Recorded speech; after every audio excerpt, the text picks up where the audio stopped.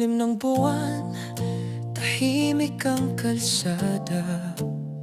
Isang babaeng lumalakad, may pasan na hiwaga.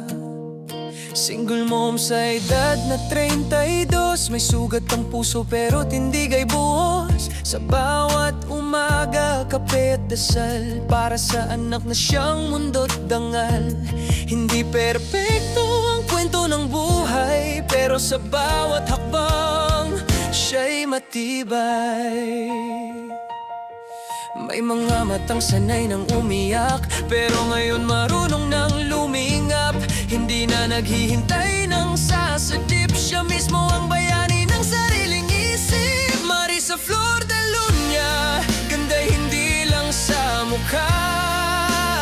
Hot Maria Clara sa makabagong panahon, mahinhin pero di na kayang apakan ngayon. Marisa Flor de Luna, ilaw sa gitna ng dilim.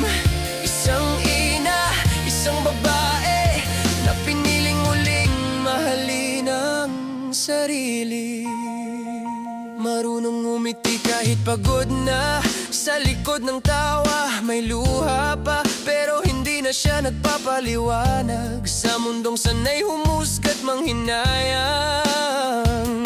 Hindi kailangang may katabi para sabihin siya'y buo na muli. Sa bawat peklat may aral na naiwan, na ang lakas ay hindi laging sigawan. May apoy sa dibdib na di napatay, pangarap na minsan niyang isinantabi, ngayon ay muling binubuo, kasabay ng tibok ng pusong totoo. Marisa Flor de Luna, ganda hindi lang sa mata.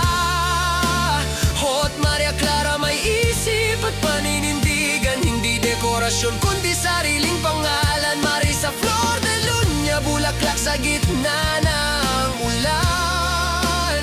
Single mom pero reyna ng sariling kaharian. Kung may magmahal man, dapat buo, hindi pansamantala, hindi laro. Dahil ang pusong minsang nasaktan ay natutong pumili ng karapat-dapat lamang. Marisa Flor de Luna, sa buwan siya humugot ng lakas.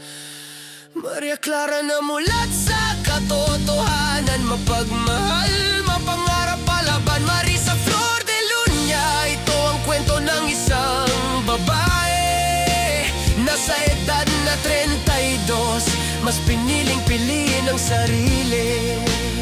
Sa ilalim ng buwan, muli siyang umingiti, hindi dahil may dumating, kundi dahil alam na niya